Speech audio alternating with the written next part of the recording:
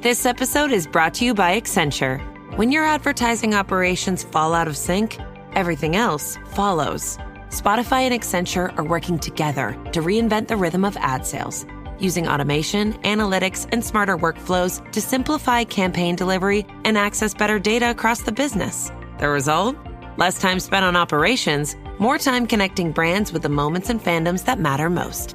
Learn more at accenture.com/Spotify. When you need to build up your team to handle the growing chaos at work, use Indeed Sponsored Jobs. It gives your job post the boost it needs to be seen and helps reach people with the right skills, certifications, and more. Spend less time searching and more time actually interviewing candidates who check all your boxes. Listeners of this show will get a $75 sponsored job credit at Indeed.com/podcast. That's Indeed.com/podcast. Terms and conditions apply. Need a hiring hero? This is a job for Indeed Sponsored Jobs. This podcast is part of the Robots Radio Rocket Club, a program designed to help all podcasts reach their full potential. For information about joining the Robots Radio Rocket Club, check out robotsradio.net. Welcome to the Final Fantasy Lorecast, a podcast dedicated to the history and lore of the Final Fantasy series. Join us as we take a deep dive into the different worlds, characters, and so much more. Welcome back, Warriors of Light, to another episode of the Final Fantasy Lorecast. I am one of your hosts, Ben of Temeria, and always with me, followed with my friends here, is Trey. Hello. And Steven. Yo. And this week we are going over more locations from Final Fantasy VII because it's such a huge game. And all three of us have played it. And all three of us have finally beaten Rebirth. And it's official. I have finally finished Rebirth. It only took me less than a week to beat it. Well, look at that. When you put your mind to it and you don't play 14, you can actually beat other Final Fantasy games. Well, put my mind to it and I, not working at the time too, also kind of helps.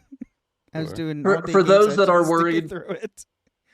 For those that are worried about spoilers, though, I don't think, other than what settings are in Rebirth, and I don't think there are really too many additional ones.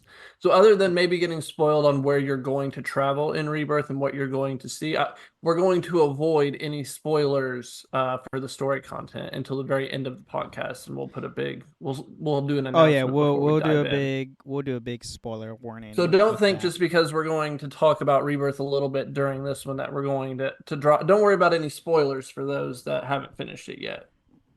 Right, and I mean we'll talk about like where you go in Rebirth and some of the locations, but we won't go over like heavy spoiler stuff with the Rebirth. And a lot of the story, I mean, some of the bits and the pieces of the story were the same in Rebirth as in the original, but Rebirth does have a lot of alternate paths. So, and we won't dive into that stuff. Before we do, we'll have a giant spoiler warning at the very end of the show. So, to get into it, the first location we are going over is the village of Calm, which does appear in the original 7 and in Rebirth.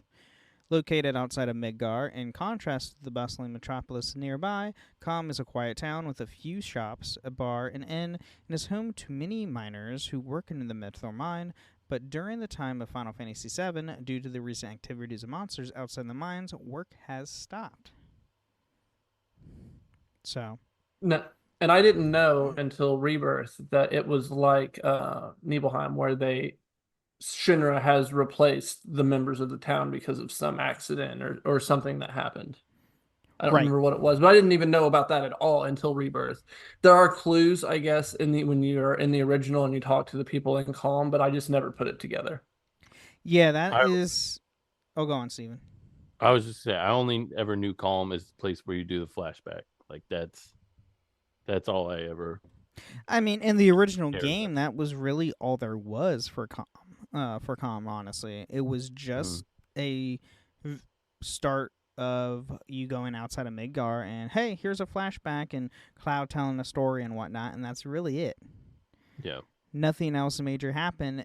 Now, with Rebirth, obviously you get that and then more, because thanks to the Final Fantasy VII project done at Square Enix, it's a whole trilogy, so we still have one more game, which is in the works, by the way. Let everybody know this now.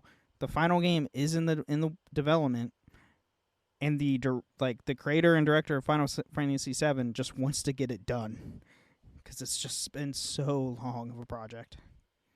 Yeah. But yeah, I mean, in the original game, I mean, it's just a town. Here's flashback, and then you move on. Where in Rebirth, it's a little different once you get to it. And you can get some cool new equipment and materia there. Oh, yeah. I do remember that. And also with Rebirth, that's also where you learn how to play Queen's Blood.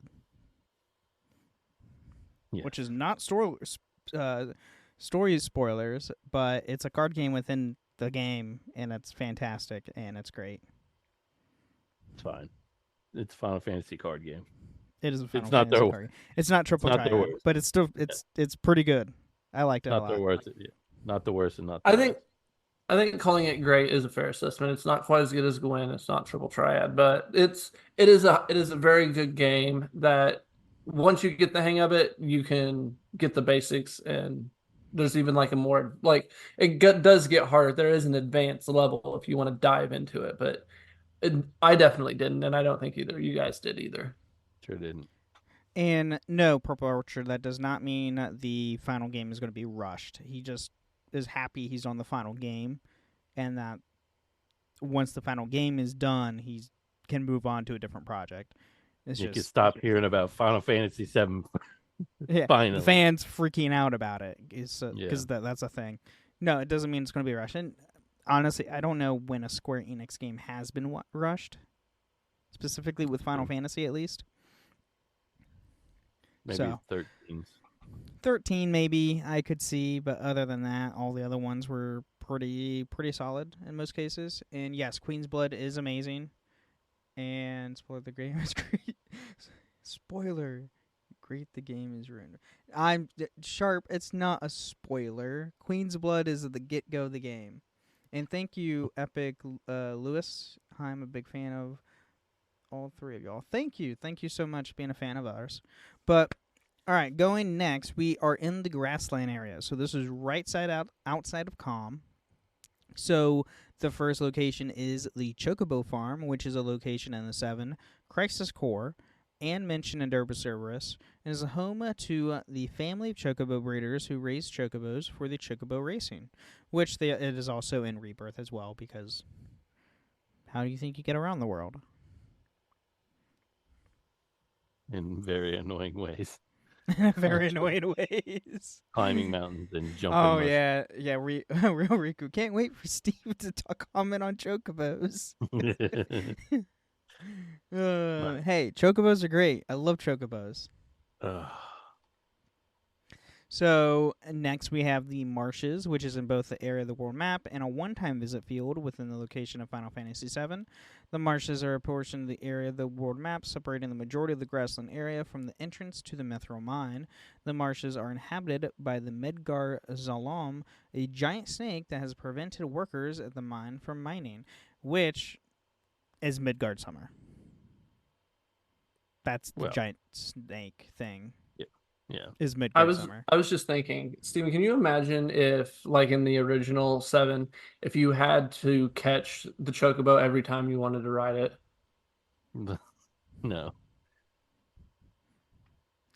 Yeah, that would have been bad.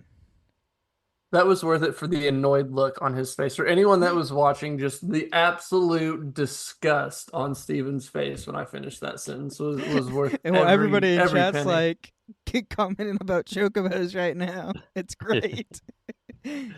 Chocobos are amazing. And this is what we need to do. We need to buy a Chocobo plushie and mail it to Steven. That's cool. I'll give it to my dogs. I was going to say, Sheba will take care of that right away. Yeah, I got 3 of them. One of them will tear it up for me. Oh, my God. It's terrible. So now we have... Okay, so we were at the Mithril Mine. I do like that giant snake. Does that count as a creature, or is that a monster? Midgard Summer? Yeah. That's an awesome snake. It is an awesome snake, and very prominent name, too, because it's... Midgard Summer is in...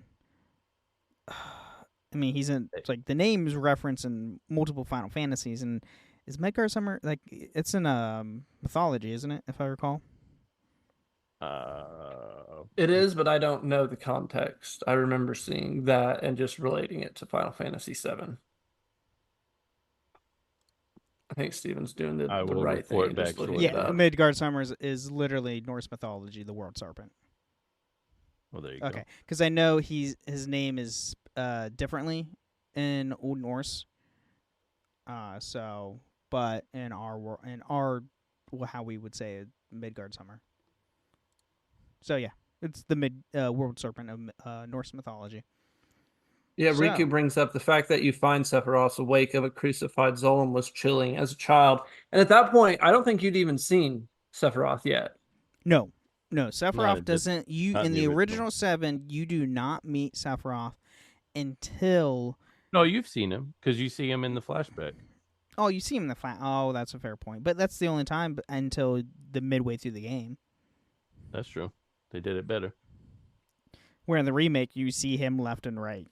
You see him with the remake and in the Rebirth. Well, in the remake, it's after the first hour, really. Sure. Yeah, I think it was well done for the audience, the modern audience. Oh, absolutely. Whether new or for us.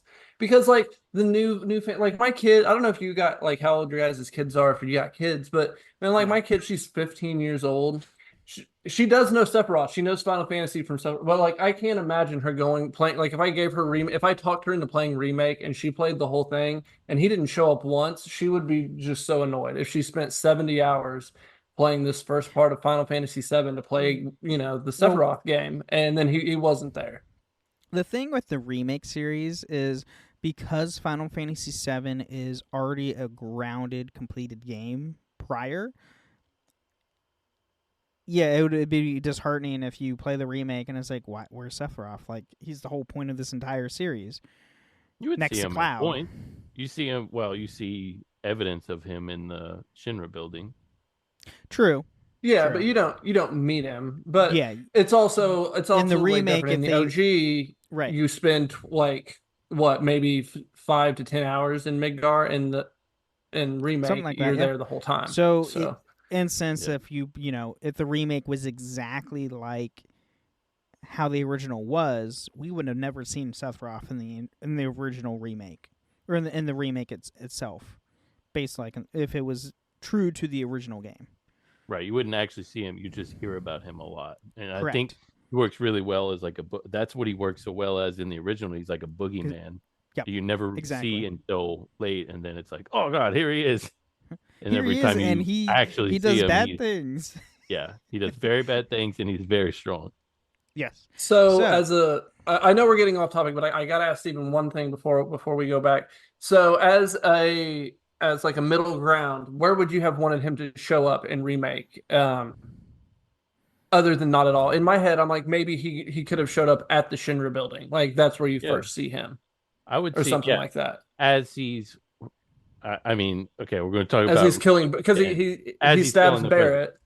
Well, I would take that part out first of all, but I would have him killing the president, and that's the first time you see him because you're like, all right, let's go take down the president. That's what I've been fighting this whole game for, thinking that's what it's about, and then boom, Sephiroth. Sephiroth does it. He takes your winnings. Yeah. I thought the sword. I thought the sword in President Shinra was pretty enough of an introduction in the OG. That's a fair point. Yeah, that's true.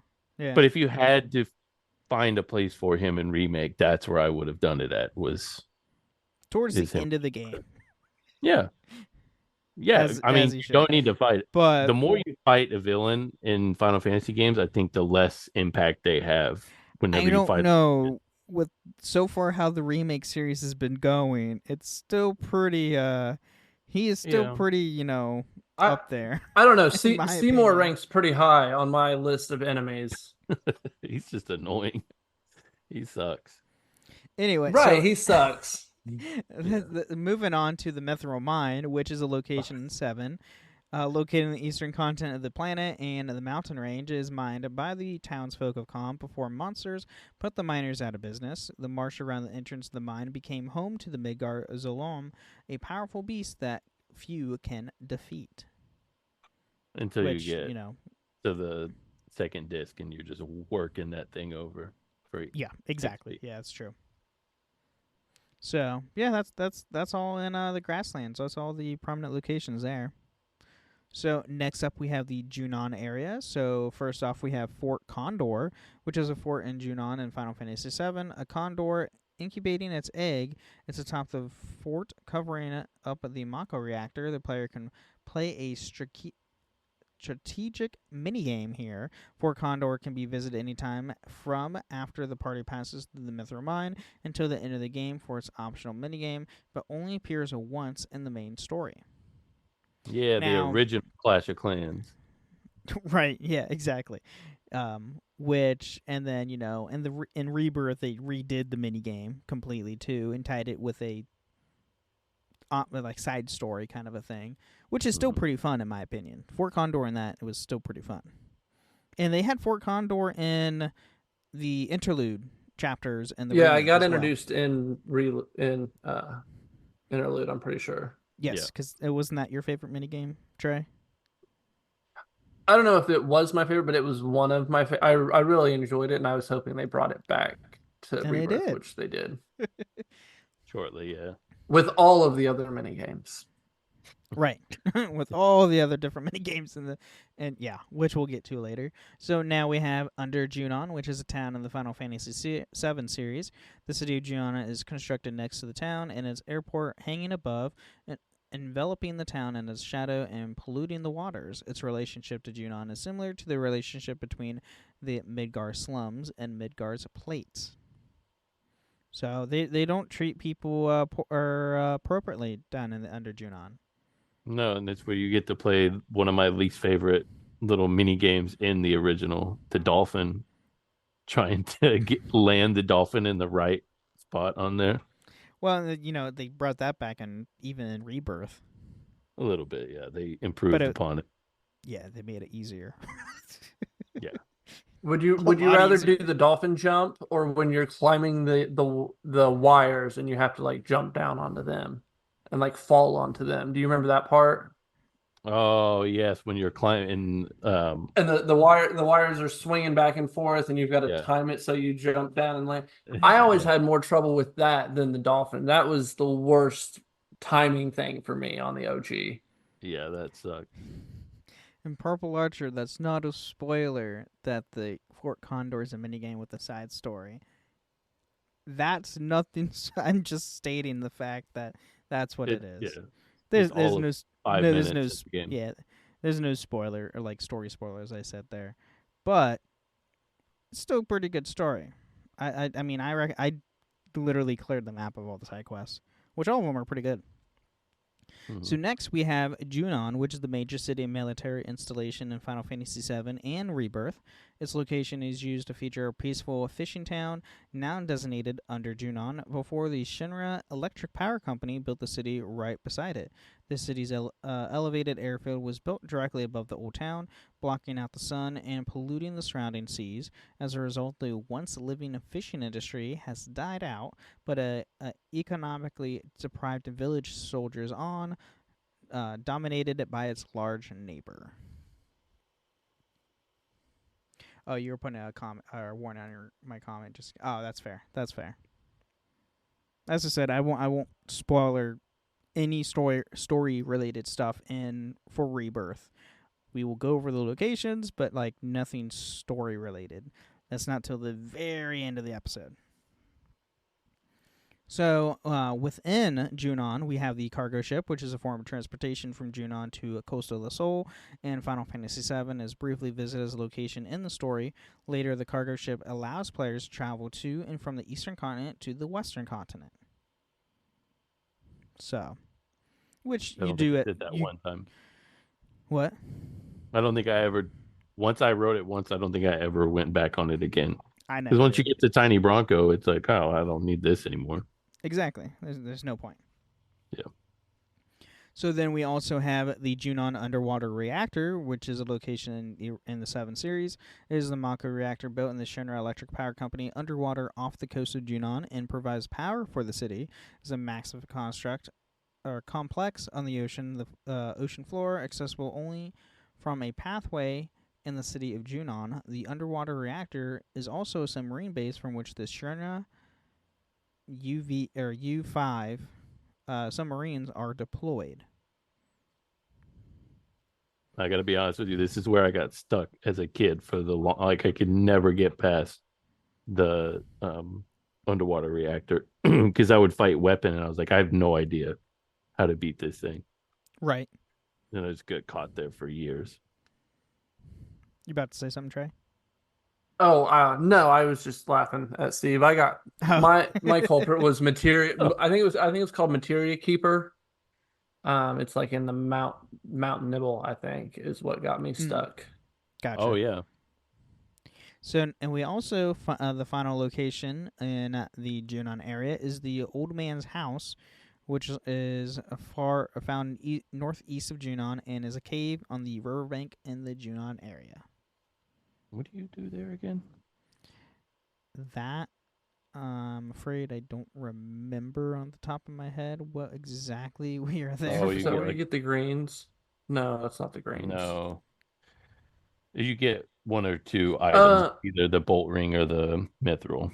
Oh, got you. Okay. Means nothing to me. Yeah. It's where you have to do the battle so many times. He says if it's end in 11, 33, 55, where you count the battles, and he gives you items based on if you've got the right number of battles. Yeah. Gotcha. Okay. So, moving on to the western continent, we have the Coral area, which is the home of Coastal Assault, which is in 7 Before Crisis, Crisis Core, and Rebirth. This is a coastal resort town with the sunny climate all year round. The town is largely built around the tourism industry, but also serves as a main port on the western continent for the Shinra Electric Power Company, a shipping route connecting it to Junon on the eastern continent. And kick the ball. Yeah, that is one game I did not like. That one mini game with Red kicking the ball and into the goals and crap. I like that one. I did not like that game at all. It was honestly annoying to me. I didn't like the pirate ship one. That one was fine. I was fine with that one.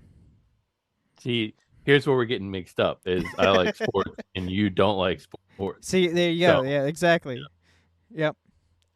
It made Rocket League. Yeah, pretty much. It's Red 13 Rocket League. Yeah. It was terrible in my opinion, but anyway. So next we have Mount Coral, which is located in 7. It is a mountain that divides the area of Coastal Assault from the rest of the western continent of the planet. The town of North Coral is located just at the foot of the mountain, and the mountain is also home to the Mako reactor. The mountain can be traveled via long stretches of an abandoned railroad system. And with that system, we do have the Coral Train, which is a vehicle in 7. It travels along with the track that leads to the Mako reactor and Mount Coral to North Coral. And that's where you get to see the tiny little birds in the hole in the track. Yeah. Are they? They're not chocobos. They're Phoenix, right? I don't know if they're even Phoenixes. There's some you get They're Phoenix. they're not chocobos. I know they're not chocobos. Like once you beat the thing, you get Phoenix Downs. I want to say. Yeah. And Purple Ultra says Coastal's mini games did not do it for me. Fair, that's understandable. And the card one was interesting. That was an interesting spin on Queen's Blood. I will give you that. And the railroad track is, the one that you can fall through. Yeah. Yeah. And you have to be like, all right, which am I going all the way to the left or am I clicking all the way to the right? Which stuff am I getting this time? Right. So, do you guys want to do a mid-break now and go into the last part of where we would go for Rebirth locations-ish? Because we still have quite a few areas still, especially this next one that we're going to be talking about is going to be. Yeah, the next one. I say we do the mid break now, and then we finish where we had the mid break in the outline. That's what I was thinking too. All right, cool. Let's take a quick mid break, and we will be right back. This episode is brought to you by State Farm. Listening to this podcast instead of doom scrolling? Smart move. Another smart move? Getting help from one of State Farm's 19,000 local agents when you choose to bundle home and auto. Bundling, just another way to save with the Personal Price Plan. Prices are based on rating plans that vary by state. Coverage options are selected by the customer. Availability, amount of discounts and savings, and eligibility vary by state. I wrote a little song to remind you, Choice Hotels get you more of the experiences you value. The Cambria Hotel's got it all. A rooftop bar, have a ball. Bring a date, your squad, or even your mom. Book direct at choicehotels.com.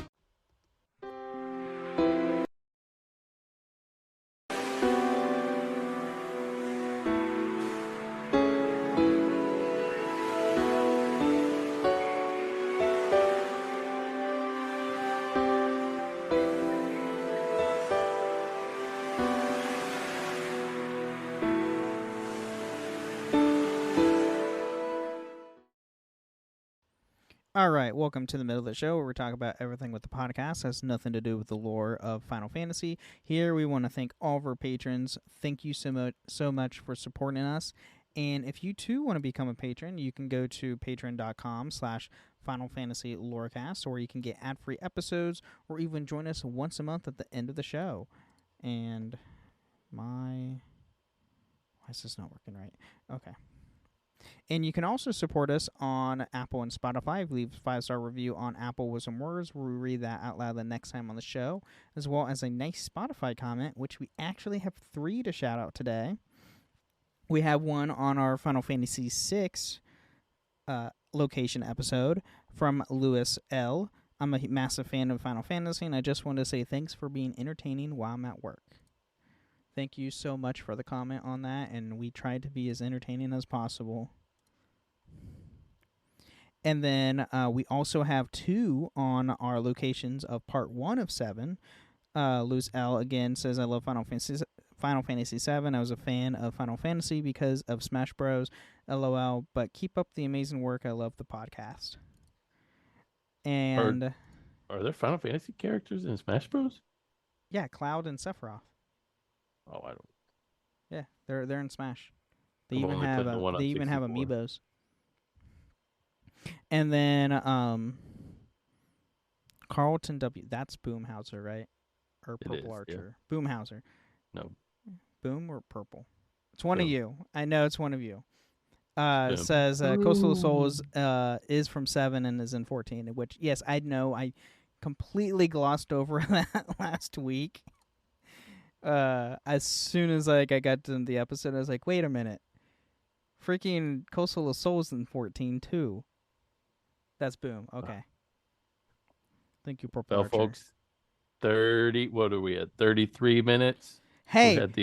Hey. Well, I know. Boom I isn't wasn't the here, one but that I'm brought it flipping up. him the bird right now for doing this to us. Right there. That's for him. Don't look at me. I wasn't the one intentionally bringing it up. He opened the door, threw the grenade in, and then closed it and walked away. What a jerk. So, yeah, thank you so much for those. And you can also find us on a few different Discord servers, the Robots Radio Discord at robotsradio.net, as well as the Ben and Friends podcasting Discord, which has this show as well as the other shows that I host, which are Holocron History, Star Wars Canon vs. Legends, the Wizarding World Lorecast, and the Witcher Lorecast. So go check those out. A lot of fun stuff. And go check out Robots Radio. There's like 20 plus podcasts that you can listen to of anything that you heart content, and there's probably something there for you.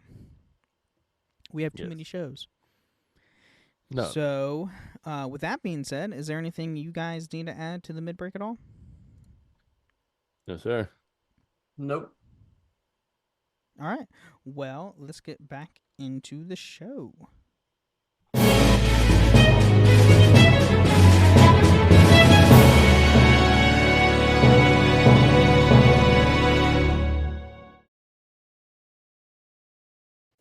When it's time to scale your business, it's time for Shopify. Get everything you need to grow the way you want. Like, all the way. Stack more sales with the best converting checkout on the planet. Track your cha-chings from every channel, right in one spot. And turn real-time reporting into big-time opportunities. Take your business to a whole new level. Switch to Shopify. Start your free trial today. Now playing on Netflix, The Hawk. From the mind of Will Ferrell. Oh, mama, I'm back!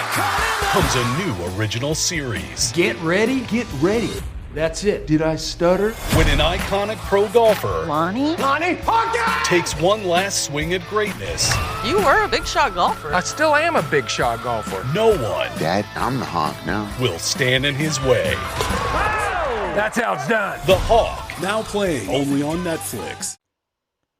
All right, we are back, and now we are going over pretty much probably everybody's favorite area, the Golden Saucer. Steven's shaking his head no. Sure isn't. What, you don't like the Golden Saucer? What's wrong with the Golden Saucer? The Golden Saucer is fine. It's just not my favorite part. Uh-huh, sure. I hear about that. It's fine. All right. I got stuck going on too many of the dates with Aerith in my playthroughs. Hey, you got a better one in Rebirth. I sure did. You got the one you wanted. Finally. And the thing they nail in both is that scene when you first get there.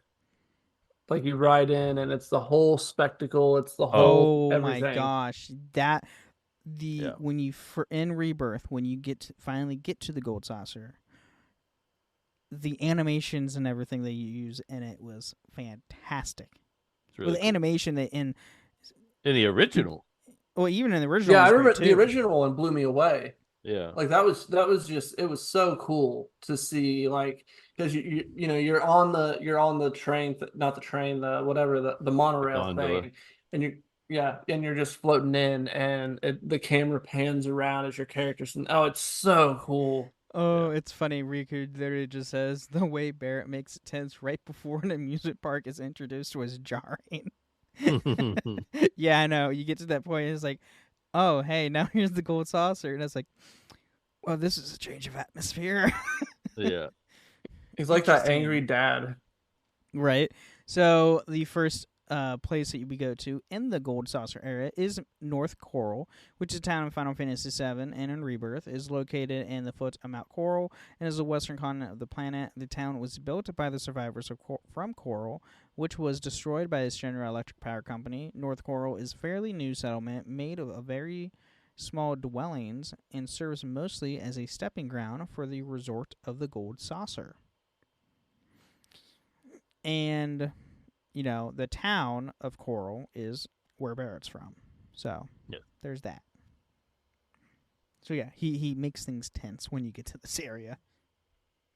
I mean, he does it, or every jerk living there does it? Well, it's every jerk that living there does. It's not Barrett, because Barrett's actually a pretty nice person. Yeah. And then next, we actually have the Gold Saucer, lo and behold. So, which is in the location in 7 and in Rebirth, a town and amusement park built over the old ruins of Old Coral, and is the world-famous tourist attraction operated by Dio. Kate Sith joins the party during the first visit here. You know what I learned today while playing 4? Is that Kate Sith is actually an enemy in 4. They look like the corals, the COEURL. Like the big giant cats with the huge whiskers, Yeah. But they're called Kate Sith in 4. That's weird. It's interesting. It is interesting. I mean, Kate Sith, then is brought up in multiple installments of the series. He's most notably known in 7, the Kate Sith in 7, but has been brought up in other games throughout the series as well.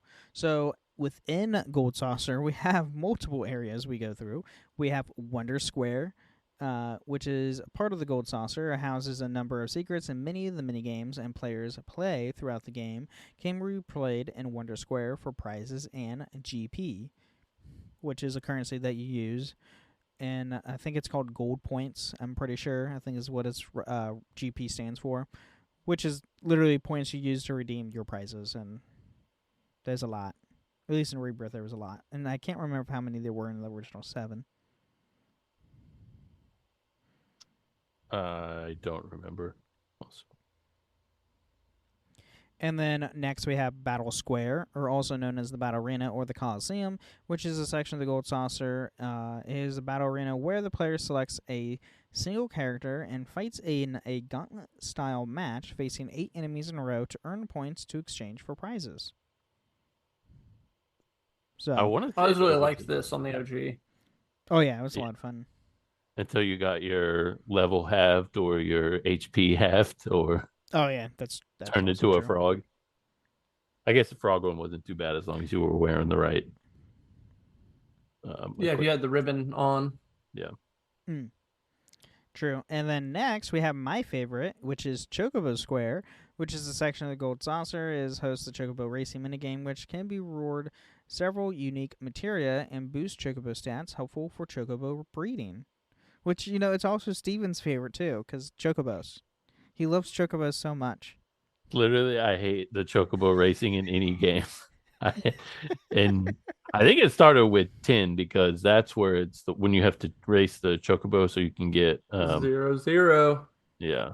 Mm-hmm. Got to be under 0-0. Can't be exact. Awful. And then doing the Chocobo racing in the original 7 was the easiest. You could just literally set it to auto and you would win. You just have to press the turbo button every now and then. Got it. All right. Interesting. Rebirth is not sweet. So next we have the Coral Prison, or actually, sorry, we have the Speed Square. I forgot we still have that, which is another section of the Gold Saucer. The area's attraction is a shooting coaster minigame where the player must shoot targets in the mass points. For a high enough score, prizes are handed out at the end of the ride. The shooting coaster minigame is not required at any point and is entirely optional. And it stayed optional for me in both versions. I played it in. I think I played every minigame at least once, except for Chocobo Racing. I played that a lot because there's actually... In Rebirth, there's a side quest with Chocobo Racing, so I had to do a certain amount of races to get to a certain point, but... Yeah. So now we do have the Coral Prison, which is in 7 and in Rebirth, with parents in Before Crisis. Previously, the site in the town of Coral, destroyed by the Shinra Electric Power Company, has become a prison in the Gold Saucer's shadow. Surviving townfolk have since relocated to North Coral. Pretty straightforward there. I want to address Riku's question there. Isn't there a Kefka laugh in the graveyard area?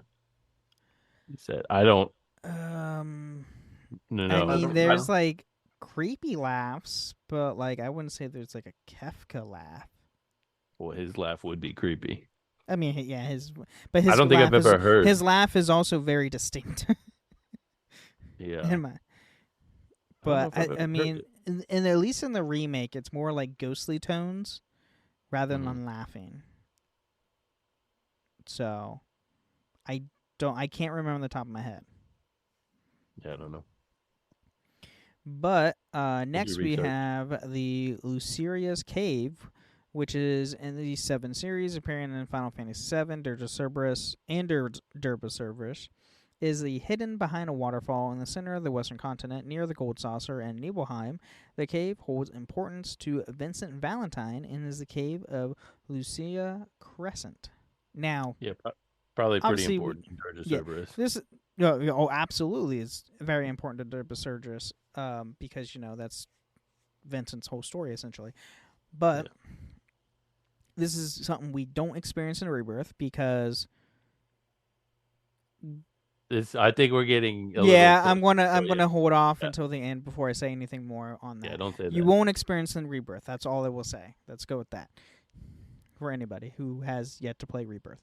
So now we have the Gungaga area, So with Gongaga, we have Gongaga which is a foothill town in 7, Crisis Core, and in Rebirth, mentioned in Before Crisis, is located in the jungle south of the Gold Saucer on the western continent of Gaia, and is the home of the first-class soldier Zack Fair. Due to the disaster, the town has been badly damaged. As a visitor enters the surrounding jungle, they will see a fork in the road. The left path leads to the town, and the right leads to a burned-out Mako reactor.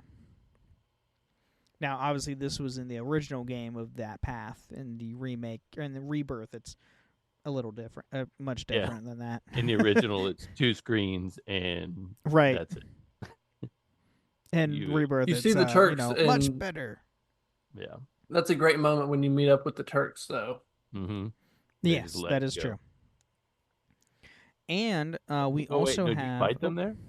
Do you fight them there? You fight Reno and Rude there, I'm pretty sure. Yes, I believe so. No, it's isn't it Elena? I think it's where you first fight her. Is it? I believe so.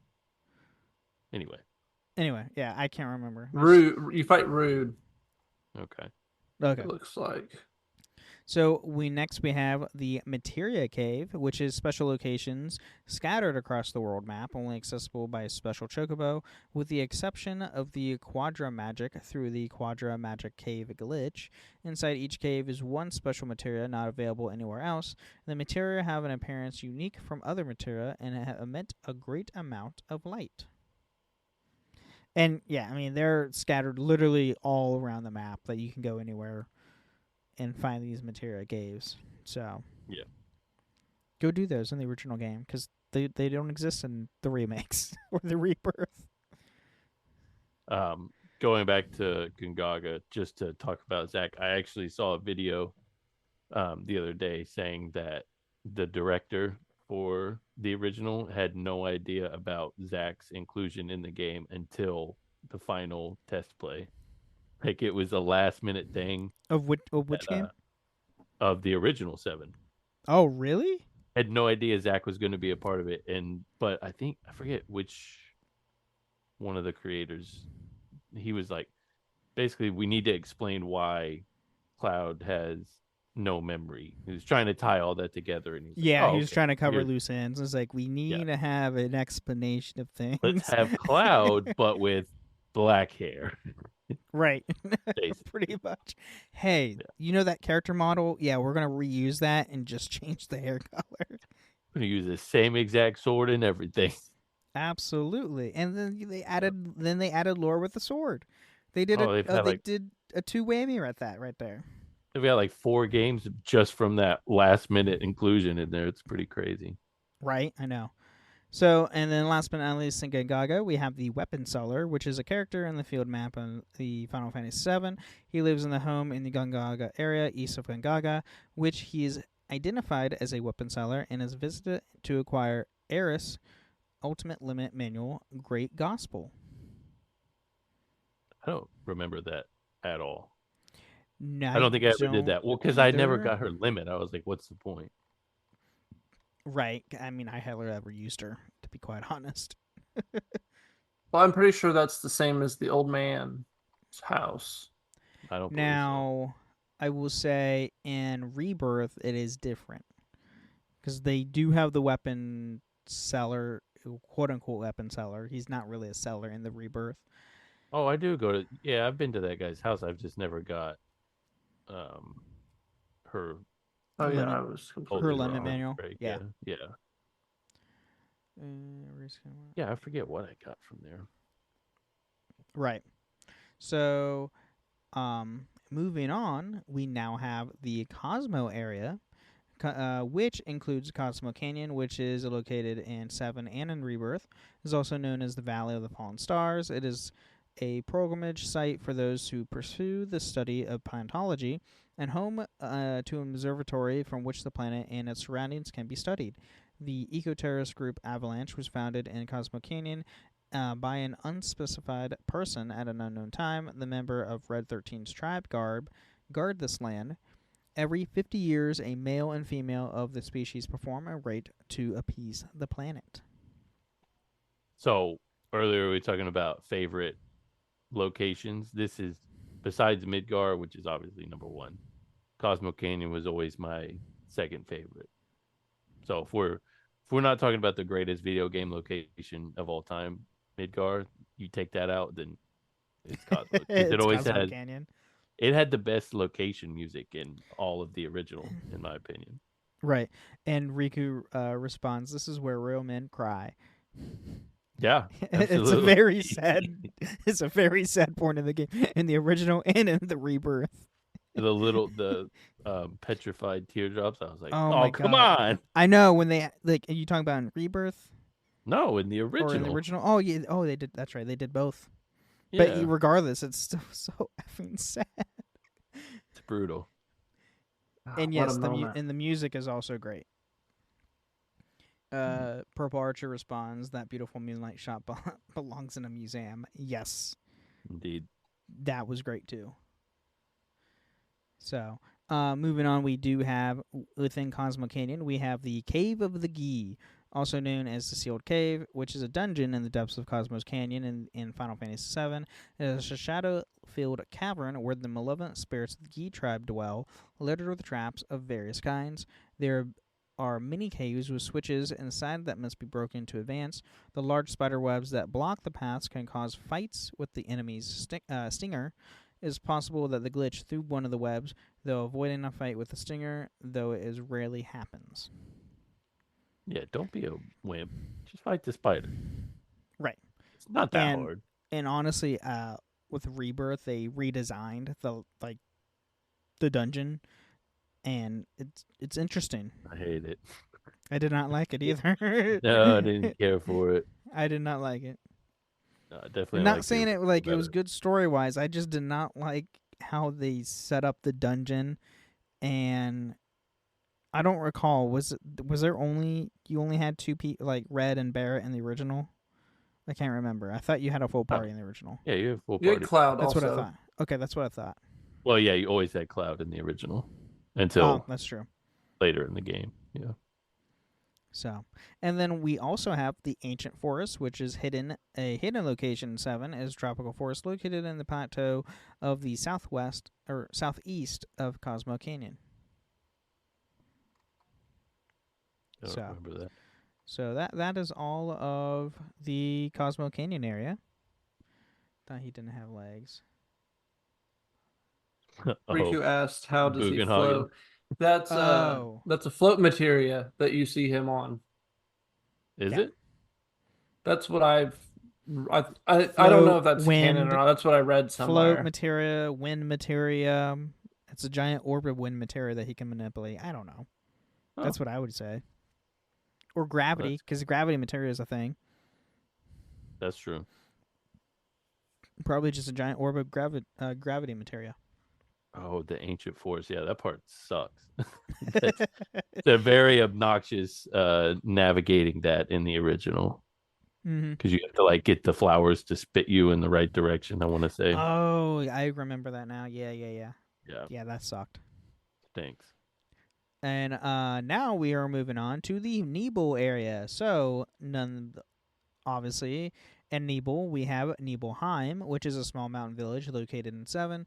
This is the hometown of both Cloud Strife and Tifa Lockhart, located at the base of Mount Nibel in the Nibel area. Years before the start of the game, a devastating incident occurred in the town that was never revealed to the public.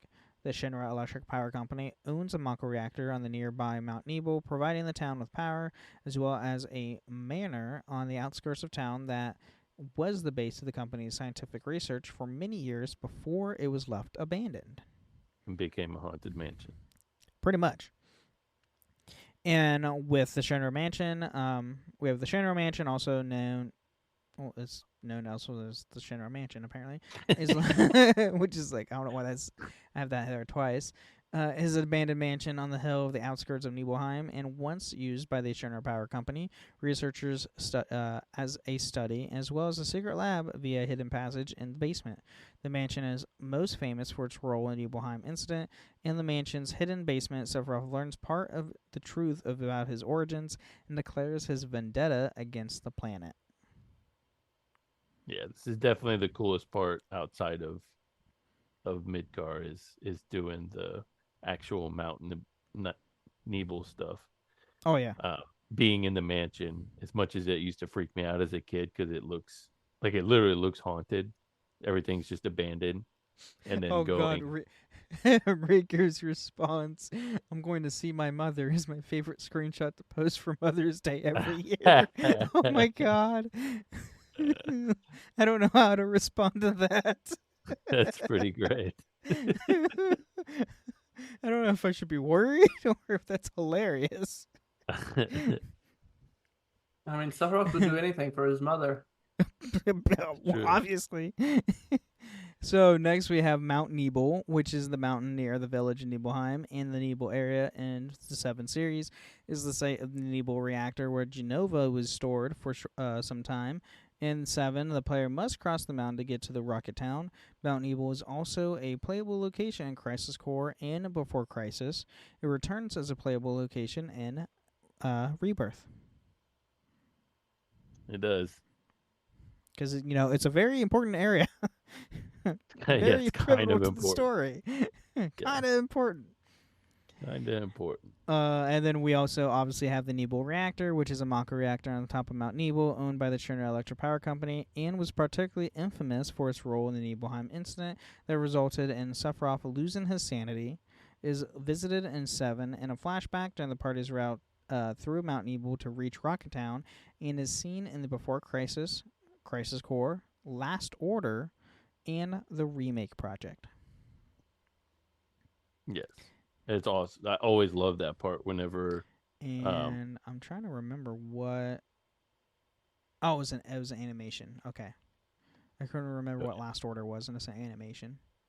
I really love that part where you are going to inspect the reactor in the original, and one of the pods opens up, and that blue monster thing comes out. Oh yeah. Like, oh, look at that thing. And then it turns out it was a person all along. Pretty great. Yep, another one of those. I mean, the CGI scenes in general really stuck out because I play, I had the Nintendo, and then I went to the Sega Genesis, and then I got the PlayStation. And those CGI scenes were groundbreaking for young me. For sure. Oh yeah. Really, really for anybody. Was wild going from that to block characters. With Tomb Raider right. Yes. Oh my god, yes. And we loved it. Oh, we loved it. It's one of the one games that I can go back. I don't care how goofy the graphics look. It doesn't even register. It kind of gives it its charm whenever you're doing the squats in Walmart. You're literally going like, oh. So, and they do that in is it Remake where they do reference to that? When you're doing your workouts. Oh yeah, yep. Yeah. So, and then last area that we're going over today is Rocket Town, which is a town in the rocket launch pad area in 7, built around the launch pad as Shinra number 26 rocket, part of the Shinra Electric Power Company's space program. Sid Highwind lives here and works here. The town also features a Before Crisis Final Fantasy VII prequel. And yeah, that's it. The series is Cool as Dragoon. Sid. Cool as Dragoon. Yeah, absolutely. He smokes cigarettes. He cusses. Goddamn tea. It is the best. Sharon. What's her name? Sharon? Shara? Yeah, I'm pretty sure. Oh, Sharon. Had to go and mess everything up in the rocket. Yep. But yeah, that's what we have this week on the 7. So yeah, we're going to be doing this in a 3-parter. So we'll definitely finish it up in part 3 though. Oh, we absolutely. Had a feeling it would be. Yeah, we did have a feeling it was going to be 3 parts. That's for sure. Yeah. All right, we ready to talk some spoilers? Yes, so everybody... Do we do it now or wait till the end when we do finish the 3rd part? So that way we can just... Well, I mean, the 3rd part, it's all just original OG stuff. It's nothing... Well, if nothing else... Okay, how about this? I've got 2 theories that I've read I like both of them about the end.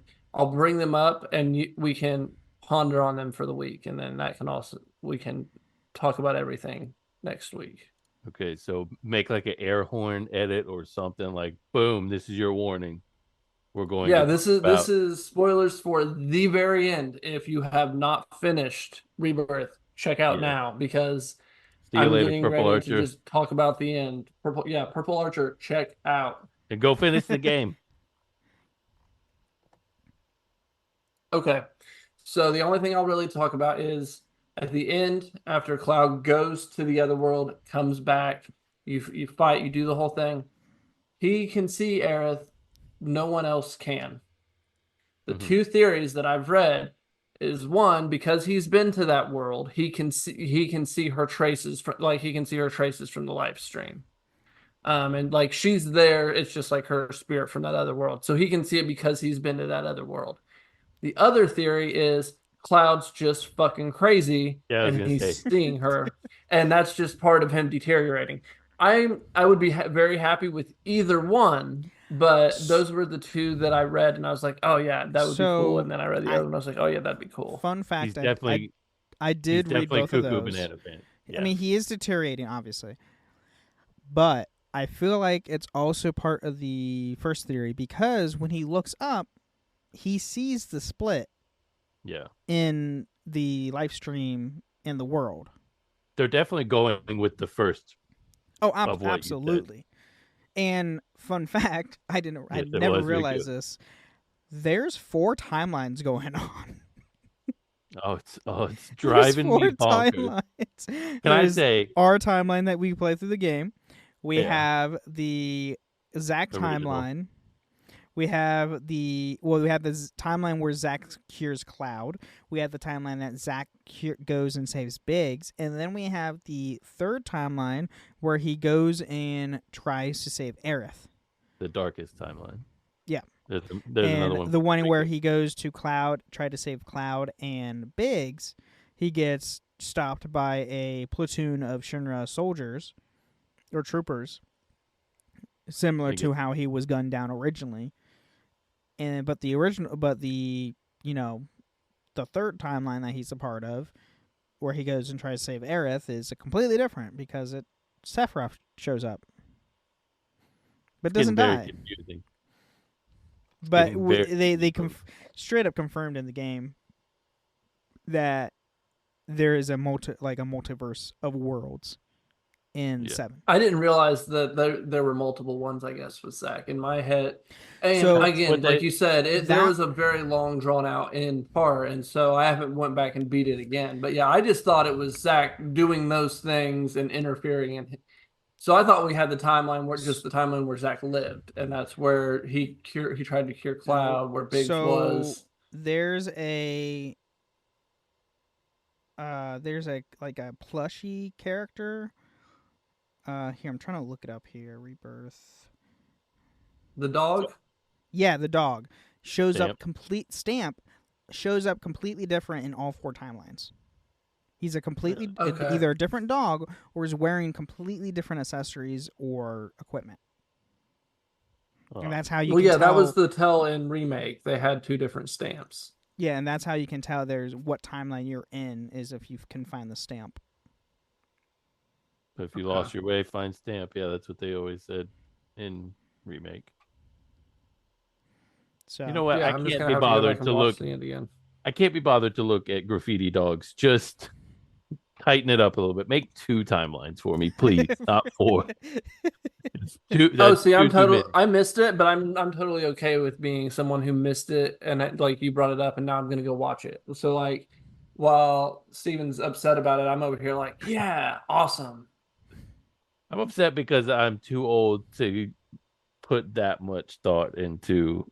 Like, I don't even, whenever I'm watching a show and there's Easter eggs or whatever, like a Marvel, and they're like, oh, look at this thing in the trailer. I'm like, how do people spot this?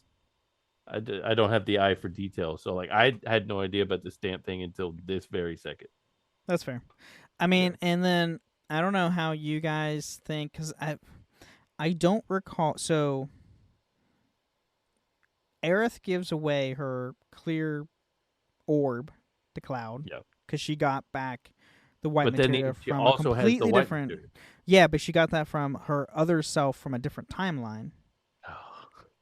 The one, like, so the timeline that Cloud goes and like he gets up out of the wheelchair and everything is a that different when she timeline. goes? Is that like when in Remake when you're going through the train graveyard and she gets whisked away by the whispers for a little while? So and then every she comes back time that the different? whispers were surrounding her, she was losing the power of the white materia every single time that she got caught up in it. That's why at the start of Rebirth that her white materia was clear. It wasn't white anymore. But do you remember that particular section? Like they like suck her. Oh yeah, underground. yeah. And it's she to sees drain her power younger because self. is to drain her power from the white materia because she's the only thing that could stop Sephiroth. And Sephiroth's goal is now completely more than just being a god. If you noticed, it's more, hey, I'm just going to rule the multiverse. Yeah, very Doctor Strange of him. Yep. And I don't recall, Cloud never received the black materia, like, after that fight. Sephiroth kept it the entire time, if I recall, right? I mean, you finished it more recently than we did. I don't know. Cloud has it at the very end. The very end in the Rebirth, but I'm talking about the OG. He didn't have it in the OG, if I recall. No, he hands it off to him at the temple. Okay. And then I don't think. Yeah, and in this one, there's just like a struggle, and it gets kicked over that way. Okay, that's what I thought. Yeah. So I mean, there's like towards the end is where a lot of things are changing. So with whatever the next game is, I highly I'm pretty sure it's going to be very different compared to what. I mean, obviously there'll be a lot of similarities, and we'll get a lot of OG stuff in it. But I feel like the story at this point is going to be very vastly different going forward. I pray we miss the mountain, the snow, the snowboarding, and all that. Just take that out completely. Let me be honest. It's going to be in They're there going to do that's a whole mini game they can add. Holy hell! And just navigating in the original, navigating through the snowfields. Oh, that made me almost quit many times. That was almost. That's going to be how the game opens. The game is just going to open with you being Cloud on a snowboard, just snowboarding down. We heard the Steven guy doesn't like snowboarding in 7. You know what? To piss him off, we're going to open it up with the third and final game. No. Now I didn't mind the snowboard. There is a poster for it in Gold Saucer. That is correct, Box Girl. There is. I didn't hate the snowboarding. I didn't enjoy it, but I didn't hate it. It was everything around it. Climbing up the mountain and having to keep yourself warm. Mm-hmm. That section where you have to keep yourself warm while climbing up the mountain, and then navigating through the ice fields is just you have no idea where you're at any given point. Yeah, that's fair. But with the third game, what do you guys think the title would be? I've been thinking about this, and I have no. I think it's going to be Reunion. Oh yeah, it's very clearly a reunion. I would seem it's like Final Fantasy VII Reunion, plain and clear, because that's all they keep talking about, the reunion of worlds and everything. Mm-hmm. And even like at the very end where Zack goes back to his new timeline, he's like, well, if they can be merged once, why can't they be merged again? And for all I can see us doing more with Zack in the third final game. I loathed every second that we had to play as him in Rebirth. It felt pointless. Well, I mean, it was just all story driven stuff. Nothing. Yeah, it was all just you were just walking around. It was the worst parts of RPG games where you have to walk slowly. And the most satisfying part was when he finally shows up and fights with Cloud for one fight. That was cool. It was awesome. I did like his battle system. Oh, it was great. The what? I love the charge effect and everything. Oh yeah. I'm just the happy puppy over here. I like the stuff with Zack walking around because you didn't fight, but it was all the story, and it was all just fleshing out the character. Like you got to flesh out Biggs some more, and I like all of. That's the stuff I eat up. I know it's not for everyone, but I love all of the lore building. And I loved interactions between Zack and Biggs, because it's the Biggs we know from Remake, and as the Zack, I mean, from his original timeline in the OG and in the Remake series. But Biggs already knows of Cloud, and I just love that interaction between, like, Biggs knows who Cloud is, and Zack's completely confused. I'm like, what the hell? But yeah, but he knows Cloud as the Zack impersonator, and Zack's just like, what? My Cloud? Really? Yeah, it was great. And I can see them even doing doing more with Aerith in the final game. She's not. She'll be in the final game. She's definitely going to be a Force Ghost. Force Ghost, or her. Since there's multiple worlds, there's obviously one of her. They gave Zack his own fighting mechanics. There's no way we're not going to be fighting as Zack. Like, just like how they teased us with Red in Remake and gave us him in Rebirth, we're going to get some Zack gameplay in Reunion. And I think it's going to be Zack and Aerith in that world. We're going to get that gameplay. But there's no way they build that extra stuff for Zack and they don't use it, because if you're not going to, you just copy and paste Cloud over him. Give him Braver, cross slash and call it a day. Right. That's what I thought whenever you first, because I'm pretty sure that's the first thing you do in Rebirth is you open up with Zack. True. And I was like, oh, okay, we're actually going to be fighting a lot with Zack. And it's, nope. You're just going to be walking around looking at the same old Sector 5 that you saw in the last game, except people are more sad. Now, during the final fight, when you play as Zack, did you ever use his limit break? Yeah. You didn't try? Wait, I feel like his I did, but I don't. He doesn't even use the Buster Sword. He literally punches everything. It's freaking hysterical. And I was like, you have this giant sword on your back and you're using your fists? Okay. Oh, I would like a Zack doing an Omni Slash would be cool. That would be really cool, Box Girl. If Zack did an Omni Slash, that would be sick. And yeah, I mean, in Blue Glow and Aerith, yeah, I can see them definitely doing something with Aerith in the final game, since there's multiple timelines going on. Oh, that'd be hysterical. But I mean, like we said, or like towards the end of the game, Cloud can physically see Aerith completely visible, as everybody else is thinking. I think that instance is because he's kooky. I do like this split. I get, but seeing her, I think it's part of both, because he does glitch out a little bit, but he also cryptically at the end. That too, and how. I don't know if you noticed during the scene where she's supposed to quote unquote get stabbed, and there's a split. There's a clearly you see the split from the original and from like the remake, which I like that a lot. How it was glitching out like that. Nakasaki did he? Nanaki seemed to sense it. Yes, that is true too. Nanaki did sense him. I thought he's like in tune with that stuff though too. Yeah, because he's in tune to nature and all that, and being a creature of like animal instincts. When she like pet him, he could Nanaki Red could straight up sense her. So she's a spirit at that point. Yeah, it's her spirit completely. Yeah. Cloud is just the only one that can see her. Physically. In the books, they talk about how Aerith can talk to her mom after she dies. Like, her mom comes and visits her at night, and they talk. And then she gets to leave. She gets to decide when she enters the live stream, basically, and gets to go back in. And that's something that only the Cetra get. But Aerith is part Cetra, so it makes sense that she could still be around.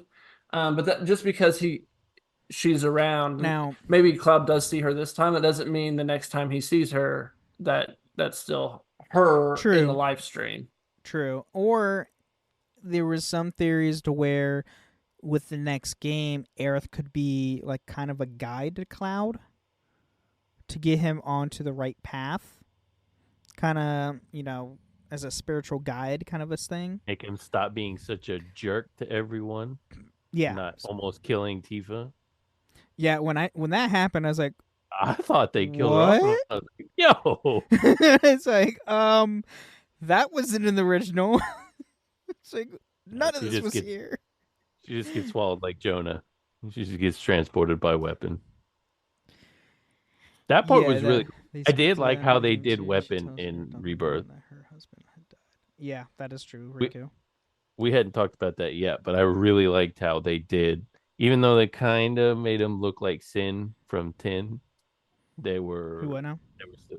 Yeah, that one that's swimming around. Mm-hmm. Who? What? Weapon. Oh, the weapon. Oh, yeah. Yeah. How she's floating inside the materia that's its belly or whatever. Yeah. Pretty neat. Yep. Well, gentlemen. Yep. So, everybody, thank you for listening to the Final Fantasy Lorecast, and may the crystals guide you. Thank you for listening to the Final Fantasy Lorecast. You can find us on the Robots Radio Discord at robotsradio.net. You can find us on Twitter at FFLorecast, and you can email us at fflorecast@gmail.com. Queen Carvania stood haloed by the morning sun. An army hung on her every word. My champions, I have sold my chariot on Carvana. 'Twas a lovely SUV, an inexplicably queenly offer. They're even coming to the castle to collect it. Tonight, we feast! An offer you can feast on. Sell your car today on Carvana. Pickup fees may apply.